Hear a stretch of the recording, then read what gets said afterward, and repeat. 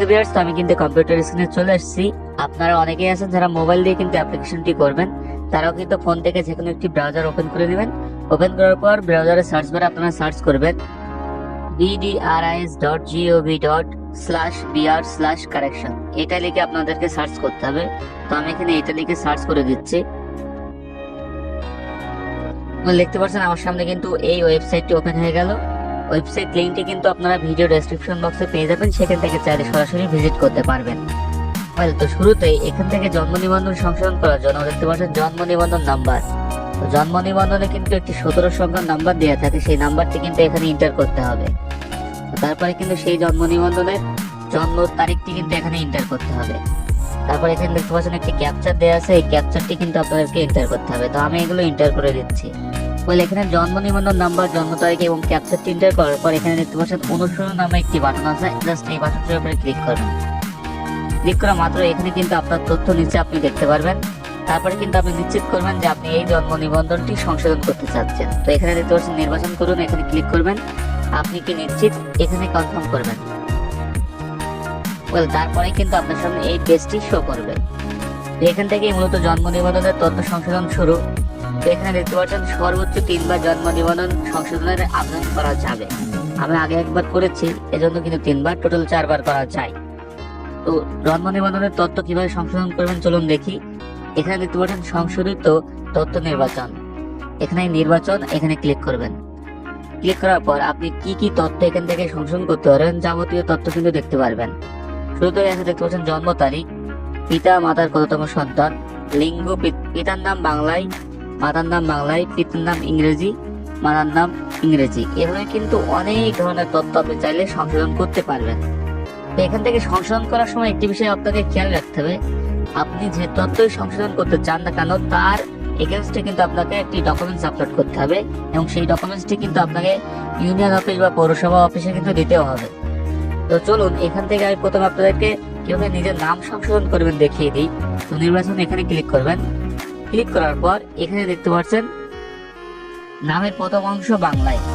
তো আপনার যদি নামের প্রথম অংশ অথবা শেষ অংশে কোনো ভুল থেকে থাকে, তাহলে কিন্তু আপনি পুরো নামটাই সংশোধনের আবেদনে দিবেন, শুধুমাত্র একটি নাম দিবেন না। এখানে দেখতে পাচ্ছেন নামের প্রথম অংশ বাংলায়, নামের শেষ অংশ বাংলায়। তো আপনি নর্মালি এখান থেকে নামের প্রথম অংশ বাংলায় এটা সিলেক্ট করবেন। করার পর এখানে দেখতে পাচ্ছেন চাহিত সংশোধিত তথ্য, এখানে এই খালি ঘরে কিন্তু আপনার নামটি লিখতে হবে। তো আমি এখানে লিখে দিচ্ছি। এখানে নামটি লেখার পর এখানে দেখতে পাচ্ছেন সংশোধনের কারণ, নির্বাচন করুন, এখানে ক্লিক করবেন। ভুল লিপিবদ্ধ করা হয়েছিল এটা সিলেক্ট করে নেবেন। দেখতে পাচ্ছেন আমার নামের প্রথম অংশ এটা কিন্তু আমি সিলেক্ট করে নিয়েছি। এখন আপনি নামের শেষ অংশ কিভাবে সিলেক্ট করবেন, এখানে দেখতে পাচ্ছেন আরো তথ্য সংযোজন করুন, এখানে একটি ক্লিক করবেন। তারপর এখানে দেখতে পাচ্ছেন বিষয় নির্বাচন করুন, এখানে ক্লিক করবেন এবং এখানে নামের শেষ অংশ বাংলায় এটা সিলেক্ট করবেন। তারপর এই খালি ঘরে কিন্তু আপনার নামের শেষ অংশটি লিখে দেবেন। তারপর এখানে সংশোধনের কারণ হিসেবে নির্বাচন করুন, এখানে ক্লিক করে ভুল লিপিবদ্ধ করা হয়েছিল এটা সিলেক্ট করবেন।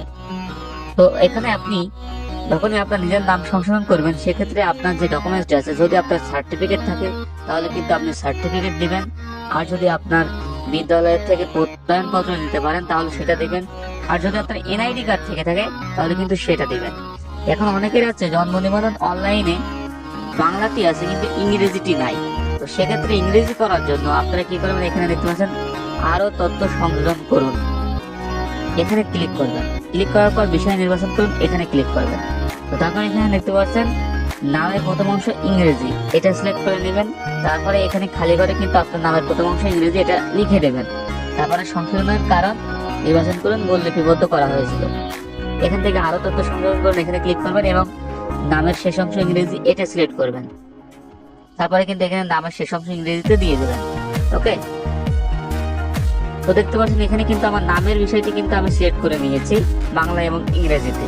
এভাবে কিন্তু আপনি সিলেক্ট করে নেবেন। এখন ইংরেজি যদি আপনার না থাকে, অনেকের কি হয় ইংরেজিতে কোনো তথ্যই থাকে না, সেক্ষেত্রে কিন্তু আপনার পিতার নামগুলোও কিন্তু ইংরেজিতে দিতে হবে। আর যদি ভুল থেকে থাকে তাহলেও কিন্তু এখানে আরো তথ্য সংযোজন করুন, এখানে ক্লিক করে নির্বাচন করবেন। করার পর এখানে দেখতে পাচ্ছেন পিতার নাম বাংলায়, এখানে দেখতে পাচ্ছেন পিতার নাম ইংরেজিতে, মাতার নাম ইংরেজিতে। তো আপনার যে নামটিতে সমস্যা থাকবে মূলত সেই নামটি কিন্তু এখান থেকে সিলেক্ট করে নেবেন। সাপোজ আমি পিতার নাম ইংরেজি এখানে সিলেক্ট করলাম, করার পরে এখানে পিতার নাম ইংরেজিতে কি সেটা কিন্তু এখানে টাইপ করতে হবে। বলে এখানে কিন্তু আমি অনেকগুলো তথ্য সংশোধনের জন্য আমি এখানে অ্যাড করে নিয়েছি, তো এতগুলো তথ্য আমি সংশোধন করবো না, এই জন্য ডিলিট করে দিচ্ছি। তো নর্মালি এখান থেকে আপনি যে তথ্য সংশোধন করতে চাচ্ছেন জাস্ট আপনি এখানে সিম্পলি আরো তথ্য সংশোধন করুন, এখানে ক্লিক করবেন এবং এখানে বিষয়টি নির্বাচন করে নেবেন যে আপনি কোন তথ্যগুলো সংশোধন করতে চাচ্ছেন। তো এখানে একটি বিষয় জানিয়ে রাখি, যদি আপনাকে জন্ম তারিখ এটা সংশোধন করতে চান সেক্ষেত্রে কিন্তু আপনার অবশ্যই সার্টিফিকেট থাকতে হবে এবং সেই সার্টিফিকেটটি কিন্তু আপনার সংশ্লিষ্ট অফিসে জমা দেওয়ার পর তারা ভেরিফাইও করে দেখবে এটা আসল নাকি নকল। তো অবশ্যই এটা করার সময় আপনারা খেয়াল রাখবেন। তো জন্ম নিবন্ধনের জন্ম তারিখ সংশোধন করা একটি জটিল প্রক্রিয়ার মাধ্যমে হয়ে থাকে, তো অবশ্যই এই বিষয়ে আমাদের ডেডিকেটেড একটি ভিডিও আসবে, সেই ভিডিওটি চাইলে আপনারা দেখতে পারেন। বলে এখানে আপনি প্রত্যেকটি বিষয় সিলেক্ট করার পর আপনার নিচে কিন্তু ঠিকানা আসবে, এই ঠিকানাও কিন্তু আপনি চাইলে সংশোধন করতে পারবেন। তো সেক্ষেত্রে কিন্তু আপনি যদি আপনার স্থায়ী ঠিকানা ও বর্তমান ঠিকানা একই হয়ে থাকে তাহলে কিন্তু প্রত্যেকটি জায়গায় আপনাকে একই ঠিকানা দিতে হবে। তো নর্মালি আমি কিন্তু কিছুদিন আগে এই জন্ম নিবন্ধনটি সংশোধন করেছিলাম, এজন্য কিন্তু আমাকে টিক মার্ক করে সিলেক্ট করতে হচ্ছে প্রত্যেকটি ঠিকানা। তো এখানে যেহেতু আমি ঠিক করেছিলাম আগেই, তো সেক্ষেত্রে কিন্তু আমি নতুন করে আর ঠিক করবো না। আর আপনি যদি কখনো জন্ম নিবন্ধন সংশোধন না করে থাকেন, প্রথম করছেন, সেক্ষেত্রে কিন্তু এখানে আপনাকে প্রত্যেকটি বিষয় ঠিকানার প্রত্যেকটি বিষয় কিন্তু ফিল আপ করতে হবে। যেমন এখানে দেখতে পাচ্ছেন, আমি একটি দেখিয়ে দিই আপনাদেরকে। দেশ নির্বাচন করবেন, এখান থেকে বাংলাদেশ। তারপরে কিন্তু এখানে আপনি বিভাগ নির্বাচন করবেন, তারপরে এখান থেকে আপনি জেলা নির্বাচন করবেন। জেলা নির্বাচন করার পর এখানে সিটি কর্পোরেশন, ক্যান্টনমেন্ট, উপজেলা, এখান থেকে আপনার যেটা আপনি কিন্তু এখান থেকে নির্বাচন করে নেবেন। তারপরে এখানে ইউনিয়ন, পৌরসভা, এখানে তারপরে দেখতে পাচ্ছেন ডাকঘর আছে, তারপরে এখানে ডাকঘর ইংরেজিতে, গ্রাম, পাড়া, মহল্লা, এই যে গ্রাম, পাড়া, মহল্লা এগুলো কিন্তু আপনাকে নিজে থেকে টাইপ করতে হবে, এগুলো আপনি টাইপ করে নেবেন। তো এগুলো কিন্তু আমি সংশোধন করেছি এর আগেই, তো এই জন্য কিন্তু আমি এগুলো করছি না, আপনারা চাইলে করে নেবেন, সমস্যা নেই কোনো। তো এগুলো করার পর এখানে কিন্তু আপনি যে তথ্যগুলো সংশোধন করার জন্য সিলেক্ট করেছেন এর জন্য কিন্তু আপনাকে ফাইল আপলোড করতে হবে। তো এখানে দেখতে পাচ্ছেন সংযোজন, এখানে ক্লিক করে কিন্তু আপনারা ফাইলটা আপলোড করতে পারবেন। মোবাইলেও কিন্তু এখন নিয়ম, মোবাইলেও কিন্তু এখানে সংযোজন বাটনে ক্লিক করলে আপনার গ্যালারি থেকে আপনি ছবিগুলো আপলোড করতে পারবেন। দেখতে পাচ্ছেন এখানে শুধুমাত্র জেপিজি, জেপিইজি এবং পিএনজি এটা আপলোড করতে পারবেন এবং প্রতিটি ফাইলের সাইজ সর্বোচ্চ কিন্তু 2 MB ভিতরে হতেই হবে। তো এখানে আমি ফাইলটা আপলোড করছি সংযোজন হিসেবে, এখানে সংযোজনে ক্লিক করলাম। তারপর এখানে দেখতে পাচ্ছেন আমি সার্টিফিকেটটি রেডি করে রেখেছি, সার্টিফিকেট আপলোড করব। সার্টিফিকেট আপলোড করার পর এখানে দেখতে পাচ্ছেন ফাইল টাইপ সিলেক্ট করুন, এখানে ক্লিক করবেন এবং আপনি কোন ফাইলটা আপলোড করলেন সেটা কিন্তু এখানে সিলেক্ট করতে হবে। দেখতে পাচ্ছেন এখানে অনেকগুলো ফাইল আছে, চাইলে কিন্তু এই ফাইলগুলো কিন্তু আপনি আপলোড করতে পারবেন। তো এখানে দেখতে পাচ্ছেন আমি কিন্তু এসএসসি সার্টিফিকেট দিয়েছি, দেখতে পাচ্ছেন নিবন্ধনহীন ব্যক্তির এসএসসি সার্টিফিকেটের স্ক্যান কপি, এটা আমি সিলেক্ট করব।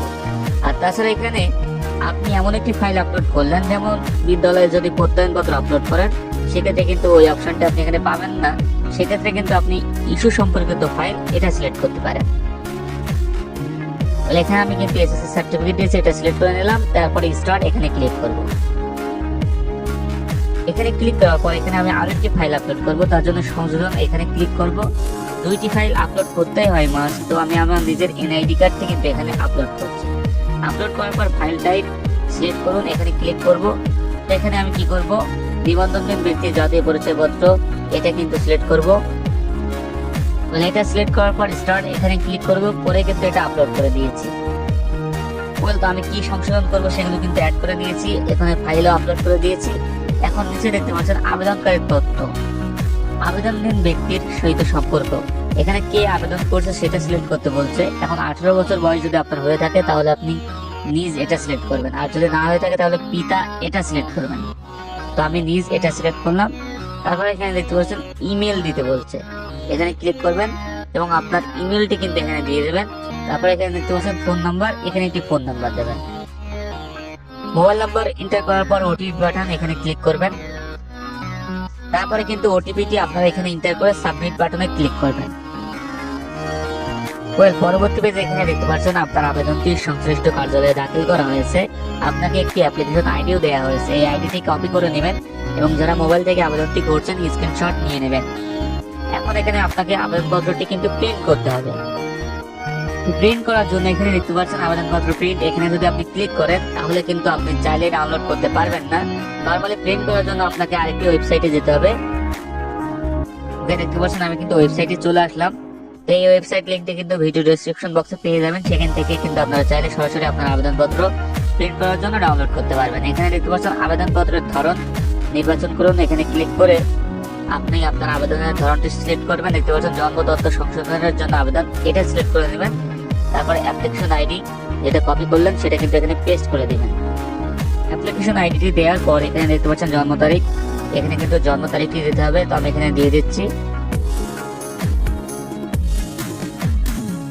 জন্ম তারিখ এন্টার করার পর নিচে দেখতে পাচ্ছেন প্রিন্ট, এখানে একটি ক্লিক করবেন। এখন কিন্তু দেখতে পাচ্ছেন আমার আবেদনপত্রটি, এখন এটা কিন্তু আমাকে ডাউনলোড করে নিতে হবে। তার জন্য এই সেভ এখানে যদি ক্লিক করি তাহলে কিন্তু ডাউনলোড হয়ে যাবে। তো আপনারা মোবাইল থেকেও কিন্তু ডাউনলোড করে নিতে পারবেন ঠিক এইভাবে। তো এটা ডাউনলোড করার পর এই আবেদনপত্রটি আপনাকে প্রিন্ট করতে হবে। প্রিন্ট করার পর আপনি যে ডকুমেন্টসগুলো এখানে আপলোড করেছেন, প্রমাণপত্র স্বরূপ যেগুলো আপলোড করেছেন সেগুলোও কিন্তু আপনাকে একটি করে ফটোকপি করে এই আবেদনপত্রের সাথে অ্যাটাচ করে দিতে হবে। তারপরে কিন্তু আপনার নির্দিষ্ট যে অফিস আছে, যারা ইউনিয়নের আন্ডারে আছেন তারা ইউনিয়ন পরিষদে যাবেন, আর যারা পৌরসভা অথবা যারা সিটি কর্পোরেশনে আছেন যার যার নির্দিষ্ট অফিসে আপনারা কিন্তু এই আবেদনটি জমা দিয়ে আসবেন। জমা দেওয়ার পরেই কিন্তু আপনার জন্ম নিবন্ধনের তথ্যগুলো সংশোধন হয়ে যাবে এবং আপনার মোবাইল ফোনে কিন্তু একটি মেসেজ আসবে যে আপনার জন্ম নিবন্ধনটি সংশোধিত হয়ে গিয়েছে। তখন কিন্তু আপনি ইউনিয়ন পরিষদ বা আপনার অফিস থেকে গিয়ে আপনি জন্ম নিবন্ধনটি নিয়ে চলে আসবেন। ওকে ভিউয়ার্স, তো ভিডিওটি ভালো লাগলে অবশ্যই একটি লাইক করবেন, আর এই ধরনের ভিডিও পেতে অবশ্যই চ্যানেলটি সাবস্ক্রাইব করে পাশে থাকবেন।